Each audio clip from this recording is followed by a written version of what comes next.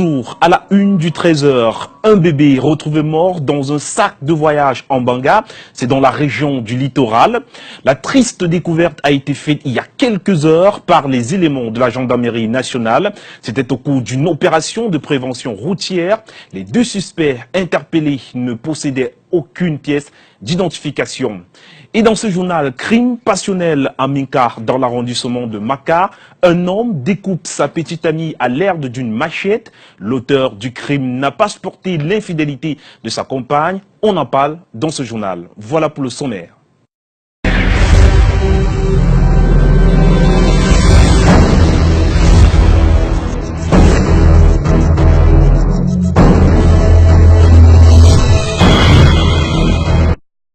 Bienvenue au 13h. Ouvrons ce journal avec ces notes. Je vous le disais en titre. Fait insolite mais pourtant vrai.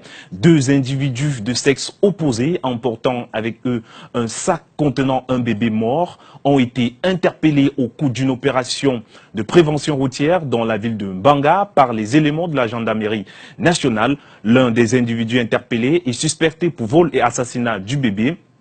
Fait savoir que le bébé l'appartient et que le bébé est mort naturellement au village de Mbongo, petite localité située dans la région du centre au Cameroun. Je vous propose d'écouter quelques réactions au micro de nos confrères de la télévision nationale.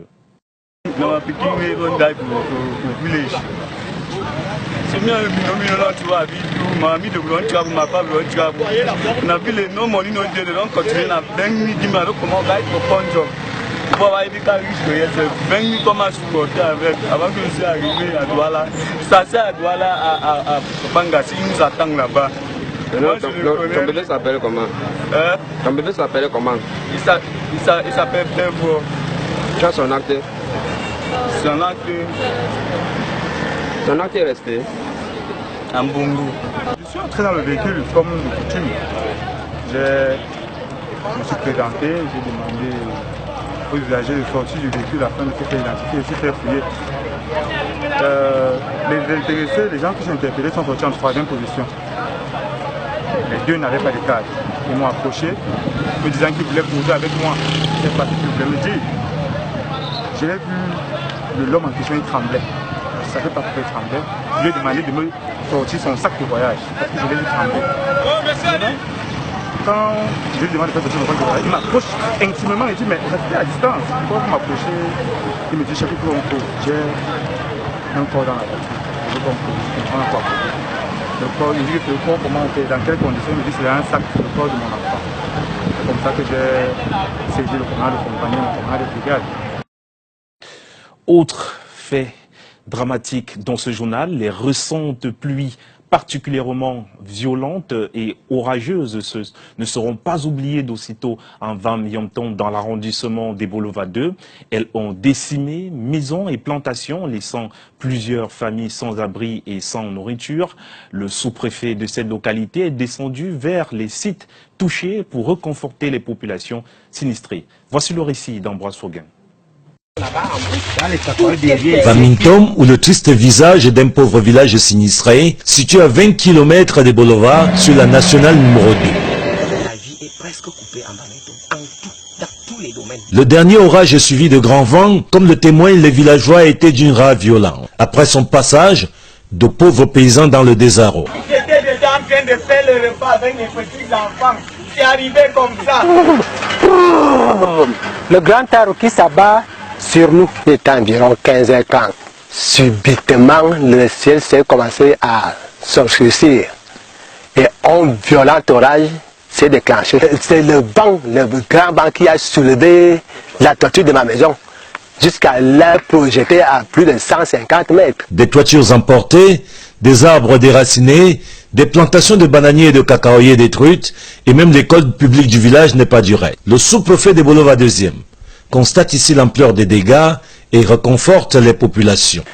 Il y a de nombreux foyers, de nombreuses familles sont sans abri. C'est une population profondément en détresse. Nous sommes donc venus pour les réconforter d'abord. Difficile donc pour ces populations devenues nécessiteuses de retrouver le cours normal de la vie. Je rappelle que les dégâts que j'ai pu constater s'étendent à un rayon d'1 kilomètre. La main est donc tendue au pouvoir public. Demandons au gouvernement de nous venir en aide. En attendant, voici comment on passe la nuit en Vamietom.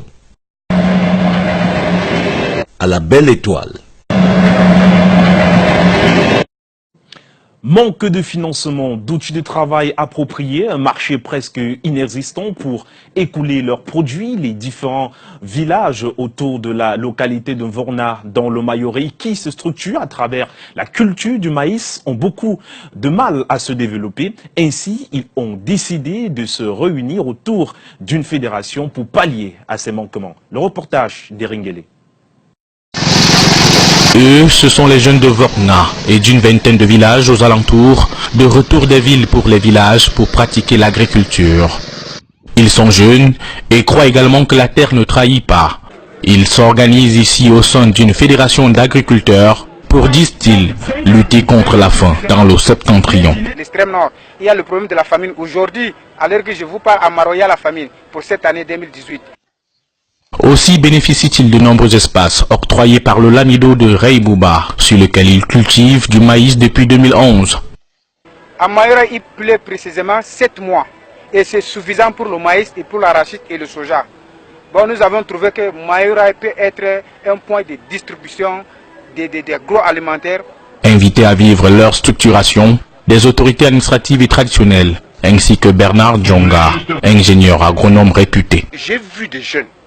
J'ai vu des vieux, j'ai vu des femmes qui sont engagées à la production. Ça aussi, c'est quelque chose d'extrêmement rare. Malgré leur dynamisme, aucun de leurs regroupements n'a jamais été financé. Ils ne bénéficient d'aucun encadrement technique et d'appui pour améliorer les pratiques culturelles. Les revenus tirés de la terre ne permettent pas pour l'heure de s'outiller dans la durée. Et tout se fait à la main avec des conséquences énormes sur la santé et le physique. C'est rare. C'est-à-dire trouver les producteurs qui sont organisés autour d'une activité de production bien précise, dans une zone précise. Nous avons cette vision et nous voulons que les jeunes puissent accompagner ce travail pour que cela puisse marcher et donner de grandes choses pour l'avenir du pays. Les jeunes de Vorna appellent l'État à l'aide, eux qui veulent intensifier leur activité et introduire la culture du soja et du haricot. Et la suite du Trésor, c'est à Yaoundé. Allons retrouver Alain Ghislain Kanga. Bon après-midi Alain Ghislain Kanga.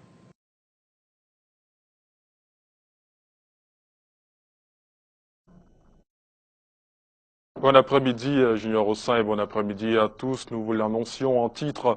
Un drame survenu hier à Minka, dans l'arrondissement de Makak. Un homme de 35 ans, habité par la jalousie, décide de ôter la vie à sa petite amie à l'aide d'une machette. Le dénommé Emmanuel Baemi, auteur de ce crime, après avoir appris l'infidélité de sa compagne, va la suivre pour ses travaux champêtres. Après une explication houleuse avec celle-ci, pris de colère, il va finalement l'asséner de plusieurs coups de machette, dont l'un au visage. Baemi va abandonner le corps et son arme sur les lieux. Je propose d'écouter tour à tour le frère de la défunte et Emmanuel Baemi, l'auteur du crime.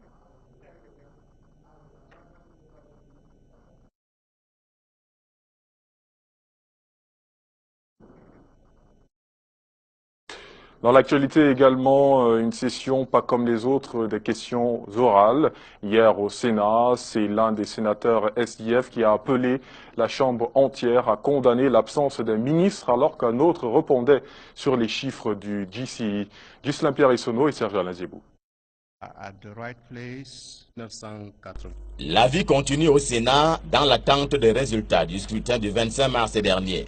Ce mercredi, une session des questions orales a viré en une critique d'un sénateur, critique dirigée vers le ministre Laurent Esso de la Justice, à qui le sénateur Étienne Sonkin du SDF reproche la non-présence pendant une plénière où il était attendu. Cette question m'a été remise, comme je l'avais déposée en son temps, elle m'a été remise par les services compétents du Sénat. La question, la voici. Et que l'on close cette séance sans faire mention de cette question, ben c'est bien facile, si c'est un sénateur qui était absent, de déplorer un tel comportement inadmissible, autant si c'est le ministre, fut-il membre du gouvernement qui est absent, il y a lieu, n'est-ce pas, que mention en soit faite et que une telle situation soit aussi déplorée. Était présente par contre le tout nouveau ministre des enseignements secondaires. Il lui est opposé des chiffres qui choquent relatifs au GCI. Selon les statistiques, il y avait pour la session 2017 seulement 33 000 candidats contre 43 000 en 2016 au GCI général. Également, 22% taux de réussite en 2017 contre 56% admis en 2016. Suffisant pour porter un intérêt particulier de ce sénateur Pierre Flambon-Gayap. Après rectification de ces données, s'il y a lieu, Madame le ministre, que vous inspirent ces chiffres? Des éléments non contestés, mais qui trouvaient justification auprès du ministre Nalovan Lyonga des enseignements secondaires. We are not surprised about the results. Nous ne sommes pas surpris de cette situation. Les résultats que vous brandissez sont certains, mais cela s'explique par le fait que les enfants ont composé aux côtés de ceux qui avaient fréquenté. Et cette année, il y aura 3000 candidats en moins. Un challenge à relever, dur.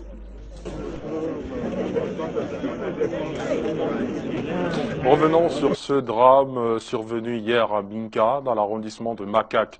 Un homme de 35 ans, je vous le disais, habité par la jalousie, décide de ôter la vie à sa petite amie à l'aide d'une machette.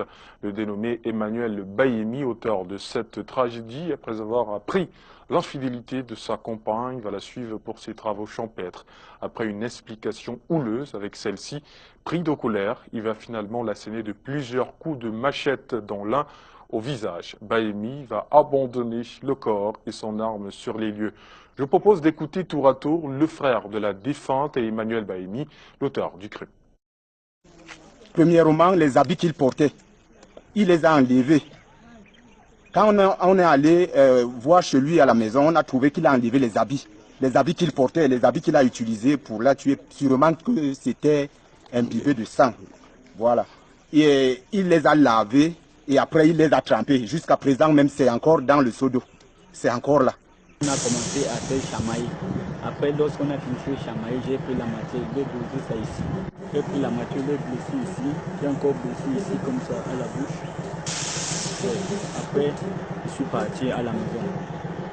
Lorsque le chef m'a dit qu'on part à la maison, le chef m'a dit qu'on ne va pas me taper. C'est seulement tout pour besoin d'enquête. Lorsqu'il m'a donc dit pour besoin d'enquête, il m'a amené ici à la cellule, ici à la brigade. C'est tout. En culture, Martial Bissoc, journaliste écrivain, lance un nouveau concept. Il s'intitule le One Man Froid, un concept qui rompt avec le style habituel et se veut plutôt intellectuel. Le parolier, à travers ce concept, prône le vivre ensemble et aborde également des thèmes politiques et socio-culturels. Son spectacle est prévu ce samedi à l'Institut français Antenne de Yaoundé à partir de 20h. L'annonce a été faite hier au cours d'un point de presse ici à Yaoundé. Je propose d'écouter Martial Bissoc au micro de Michel Foucault. Il faut regarder l'évolution du Cameroun à froid. Je suis viscéralement camerounais. Nous n'avons pas un autre pays. Nous sommes là pour célébrer la République. Et maintenant, nous devons, parce qu'on est des paroliers, je suis un pépé, un porol, je suis un yamoro quand même. Je dois monter sur scène pour passer des messages. Parce qu'il y a des gens qui inoculent le venin de la haine au sein de la société camerounaise en ce moment. Nous sommes un seul peuple.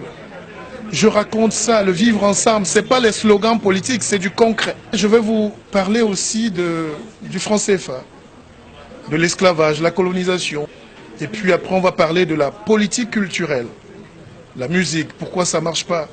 Pourquoi tu peux dire mouf ta grand-mère et puis tu as un succès. Ça veut dire qu'il y a un problème moral dans ce pays. L'énormité ne peut pas être la norme dans un pays. C'est pas possible. Restons en culture et parlons cette fois des langues maternelles. Lors d'un événement organisé hier par le ministère de l'Enseignement secondaire, les acteurs de la chaîne éducative ont évalué 10 ans de parcours de cette unité d'enseignement dans le système scolaire camerounais pour comprendre le degré d'implémentation des langues nationales à l'école. Suivons cette enquête d'Arnaud Guéfac et Luc Vondor. L'alphabet qui résonne en collectif, des mots en cascade d'un élève à l'autre.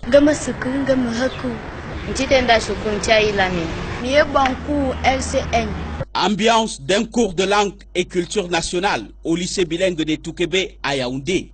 Situation témoin de l'enseignement effectif, de la discipline dans les établissements scolaires. Les langues et cultures nationales sont déjà comme assises dans le système éducatif camerounais. Normal, déjà 10 ans que ça dure. Nous avons commencé en 2008 par une phase expérimentale dans 7 établissements, dans l'essentiel des régions du Cameroun. Et après, nous avons progressé par une phase d'extension progressive et nous avons aujourd'hui environ une centaine d'établissements d'enseignement secondaire général dans lesquels les langues et cultures nationales sont effectivement enseignées. Après toutes ces années d'expérimentation, le 10e anniversaire ouvre des vannes vers l'évaluation. Palier d'honneur franchi, l'entrée dans la cour des examens officiels. Cette année, il est prévu une épreuve facultative de langue et culture nationale à l'examen du BEPC. Les cours de langue nationale ont coefficient 2 et culture nationale coefficient 1. Dans cette aventure d'implémentation des langues nationales à l'école, ce qui manque le plus, ce sont les ressources. Du personnel enseignant, parce que l'école normale supérieure n'en forme qu'une vingtaine par an. Nous avons également une difficulté liée au matériel didactique. Les ouvrages sont quasiment inexistants. La grande nécessité, selon les experts, réside sur le matériel didactique à concevoir et à harmoniser de manière à ravitailler les acteurs de cette chaîne éducative. Pour enseigner nos langues, il faut du matériel didactique. C'est-à-dire qu'il faut des ouvrages, il faut des manuels. Vous voyez, quand vous avez appris l'anglais à l'école, le français à l'école primaire, vous aviez des livres. Idée solution au laboratoire pour sauver ces langues et les ramener dans le contexte du monde numérique. La Résulam. Résulam, c'est la résurrection des langues maternelles. C'est un site que nous avons conçu depuis 2012 pour apprendre toutes les langues maternelles. Un plus qui arrive opportunément. La balle est saisie au bon dans les salles de classe. En sport, le président du comité de normalisation de la FECAFOOT, les présidents des ligues régionales et ceux des associations des clubs amateurs se sont réunis hier à Tinga et Yaoundé. Concertation qui rentrait dans le cadre des discussions avec les acteurs de football. Objectif, trouver des solutions pour améliorer la situation du football camerounais. Les détails dans cet élément réalisé avec le concours de Francis Capnan et Constant Kamga. 6 heures d'échange entre le comité de normalisation et les démembrements de la FECAFOOT. La durée en dit long sur l'importance de cette concertation. Le patron de la normalisation a tenu à clarifier le cas du fichier électoral. Je voudrais sur ce point, avec votre permission, insister pour qu'il soit clair, mais alors très clair, dans tous les esprits, que les élections sont une chose, le championnat qui va démarrer une autre chose, qu'il ne faut absolument pas faire de confusion et que les gens puissent croire que le fait d'avoir participé au championnat leur donne automatiquement le droit de participer aux élections. Que les uns et les autres enlèvent cela, mais alors définitivement de leur esprit. Au terme des échanges, plusieurs résolutions ont été prises à l'endroit des ligues régionales, à savoir respecter la circulaire numéro 10 qui prend en compte les clubs affiliés en 2016-2017. Les projets de budget sont attendus d'ici le 2 avril prochain et le fichier électoral ne concerne que les clubs de la saison 2011 et 2012. Je ne suis pas satisfait en tant que celui qui défend les clubs, en tant qu'ACEFAC, parce que le club se doit dans un premier temps, en premier lieu, de respecter les règlements, les statuts et les règlements de la FECAFOOT. Et lorsqu'on veut aller en marge de ces règlements, ça devient un peu problématique pour nous, le club. Même si ça nous favorise, parce que demain, c'est ça qui sera notre poignard. Plus important, c'est le lancement du championnat régional avant la fin de ce mois, selon les directives du ministre des Sports et de l'Éducation physique. Il a également été annoncé qu'après examen des requêtes, la liste des clubs pour la saison 2018 sera bientôt rendue publique. Junior Mboudo également dans la page sport de ce journal et on en parle avec vous, Junior Ossin. Effectivement, Alain Ghislain Kanga. Après donc une longue trêve intercalée d'une ouverture de saison nationale, le littoral a officiellement ouvert sa saison sportive de Nambudo. Venus des 4 départements de la région, les disciples du Dosho ont été soumis aux ordres du maître Tamle. Reportage Alex Lembe. Le club kamikaze de Bonapriso Douala a servi de cadre aux activités de lancement de la saison sportive 2018 dans la Ligue, bastion du Nanbudo camerounais. Autour du Chian Célestin Tamle, l'encadreur du stage, ils ont révisé les techniques durant 3 jours pour donner le ton de l'année sportive. Fléchi, regard au bloc. Awazé, coquet. Ça c'est ok. Et Kakete, pochage. Ils sont venus de Yabassi, Ede, Mbanga, Melon, Konsamban, Konjob, Njombe, Penja ou encore de Loum afin de nourrir à ceux de la ville de Douala le rendez-vous de l'ouverture de la saison sportive 2018. Vraiment satisfait. Déjà, je remercie le Chian Tamle qui prend la peine de pouvoir décortiquer chaque technique minute par minute. Vraiment, il y a des postures aujourd'hui que j'ai pu assimiler grâce à lui. Déjà, l'entraînement avec lui, c'est comme un jeu.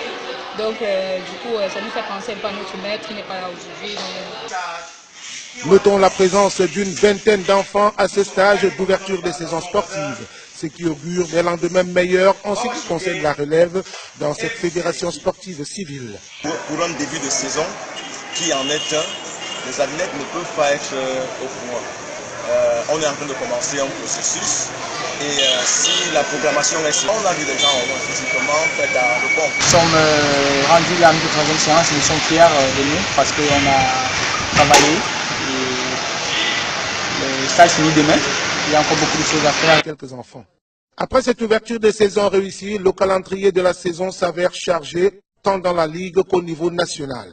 Dans le tableau, l'événement d'envergure le plus proche n'est nul autre que le second regroupement national qui sera supervisé par la Fédération camerounaise de Nanbudo et qui aura droit de citer dans quelques jours, notamment le week-end prochain.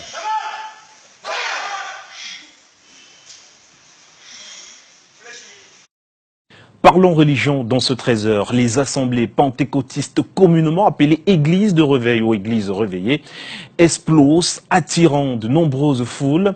Quelques faits divers cependant émanent des milieux et défrayent justement la chronique.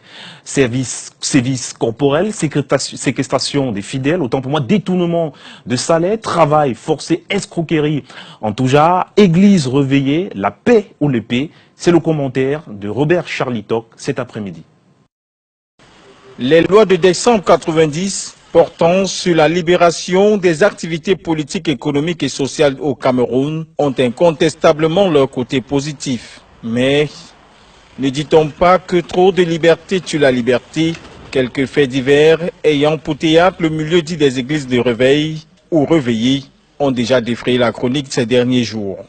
L'affaire très croustillante de cet autre homme de Dieu qui n'allait pas chercher loin les partenaires de ses ébats sexuels. Il se servait dans le troupeau du Seigneur au point d'engrosser ses brebis. Ces congrégations religieuses qui poussent un peu partout comme la mauvaise végétation sont-elles les plus mauvaises, plus vilaines que celles qui les ont précédées? Nous n'osons pas affirmer de manière péremptoire car partout se trouvent les mêmes excroissances. On parle peut-être beaucoup des églises de réveil parce qu'elles se disent porteuses d'un message divin authentique et pourvoyeuses du bonheur pour le miracle des jeunes qui trouvent du travail bien rémunéré, des mariages aux célibataires, la guérison aux malades et bien plus encore. Il faut d'ailleurs avouer que sur ce terrain-là, ils inspirent les prêtres et pasteurs qui s'arrogent des vertus des exorcistes. Toutefois, le prix à payer est un vrai tribut. Des familles sont divisées par les conjoints et conjointes qui ne suivent pas l'autre dans la nouvelle foi et considérés comme un suppôt du démon dont il faut se débarrasser. L'Église devient gestionnaire des avoirs, argent, meubles et immobilier de ses ouailles. Sous les injonctions de l'Église, il faut se débarrasser de certains qui ne sont que les produits de Lucifer et ses serviteurs. Difficile de fermer l'œil de nuit quand on est voisin d'une de ces églises qui organise des nuits de prière pour conjurer les sorciers et chasser les démons, les maladies. Ceux qui contestent ces tapages nocturnes ne peuvent être que ces mauvais esprits, justement combattus par ces nouveaux élus du Très-Haut. Alors, à quel saint doivent se vouer les vraies brebis du Seigneur? C'est peut-être ici que se concrétise la parole de Jésus selon laquelle viendra le moment où le Seigneur sera annoncé sur telle montagne ou telle autre. Alors, faudra-t-il se montrer prudent? De toute façon, au jour du jugement, Dieu reconnaîtra les siens. Une note avant de refermer ce journal. Ce jeudi est un jeudi saint pour les fidèles catholiques. Une messe chrismale est donc donnée depuis ce matin dans les différentes paroisses. La bénédiction des saintes huiles et la confection du saint crème dans la cathédrale a lieu ce jeudi par l'évêque. Autre symbole, c'est le lavage des pieds où les prêtres renouvellent leur engagement. Alors, dans l'église orthodoxe, c'est tout autre chose. 3 événements marquent donc ce jeudi saint, le lavage des pieds, évidemment, la scène mystique et, bien sûr, la trahison de Judas. 13h sur Canal 2 International, ne manquez pas à 16h, Écho des régions avec Aïdja Mariamou, 19h50, Michael Tipcho et Rodrigue Tonguet, Yaoundé et Douala. Quant à nous, on se retrouve demain. Au revoir.